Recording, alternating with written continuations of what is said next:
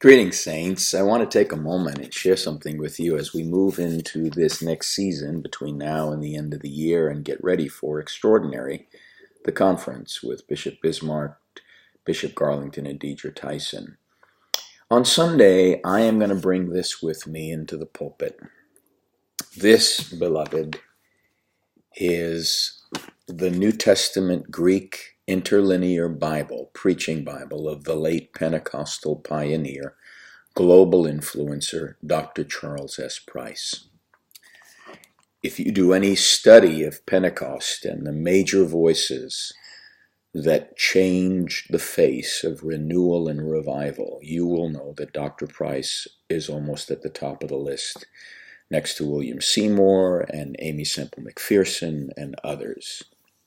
Price was not only a prophet, he was a PhD that had backslidden, got discouraged and disillusioned with ministry, came back to Christ at Aimee Semple McPherson's camp meetings in Los Angeles at Angelus Temple. God used Price and Wigglesworth to usher in a day of the miraculous with signs and wonders following that has been unparalleled in the last 100 years, even by some of the greater voices that we would have known in the charismatic renewal.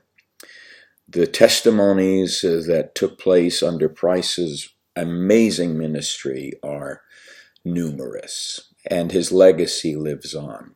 He had a profound impact on me through his writings when I was in Bible school, and when John Carver, on behalf of the Price family, entrusted me with his Bible, it was the greatest honor I could have ever been given back in 1998.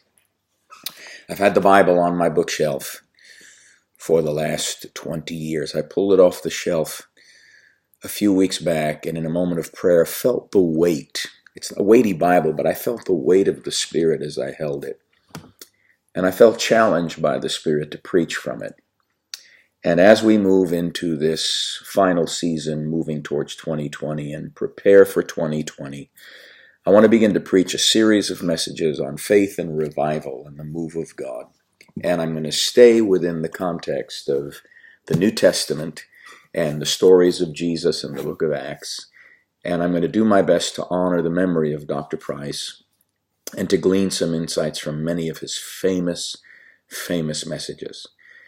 I want to ask you to be in prayer because I think we're on the verge of something, and I don't like hype, and I know you know that I don't like hype, but I do sincerely desire to see something fresh of an awakening, something fresh of a move of the Spirit that brings about deep conviction by the Spirit to bring about transformation and the kind of grace that empowers us to be all God's called us to be and to do all God's called us to do.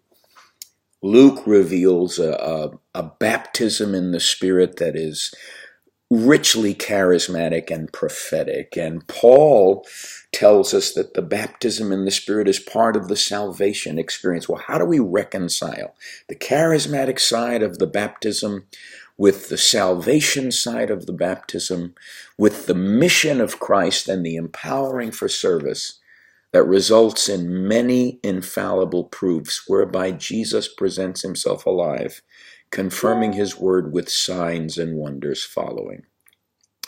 Jesus has some pretty big shoes to fill, and we can't fill them. He wants to fill our shoes so he can walk in us. But I want us to take a daring and bold step in the next few months and dare to believe God for a fresh, revitalizing awakening and a move of the Spirit that will be reminiscent of what we've heard of in former days, but relevant to where we are today because the culture has changed. There's a lot of things that were present in the days between the Pentecostal outpouring in 1947 when Dr. Price died and the charismatic renewal of 1968, which Dr. Price foresaw and prophesied, and where we are right now in the 21st century, which Price had visions of before he died as well and recorded them. We're in a different day. It's a different era. But Jesus is the same yesterday, today, and forever. And I'm asking you to join me in anticipation and prayer with Christ, that there would be something significant that we step into in this season as we break the bread of life open and pursue the notion of an empowering presence of the Spirit to glorify Christ and see people come to Jesus and see the saints built up and edified by the glorious power of the Spirit of life himself. Be in prayer. Be in prayer for Sunday. I'm going to certainly share with you on the e-news before the weekend is over. But let's be in prayer for Sunday, for Extraordinary, and for the weeks that lie ahead. I'm not sure what I'm going to label this next season. I haven't got that yet. All I know is that I'm bringing Dr. Price's Bible with me into the pulpit, and I'm asking God for that grace that was on him to be on me, that I might articulate with prophetic power the gospel of salvation with all its glory and with all the attendant signs and wonders that are part of what we see in the book of Acts and what we've seen in Pentecostal history. I love you. Let's pray together.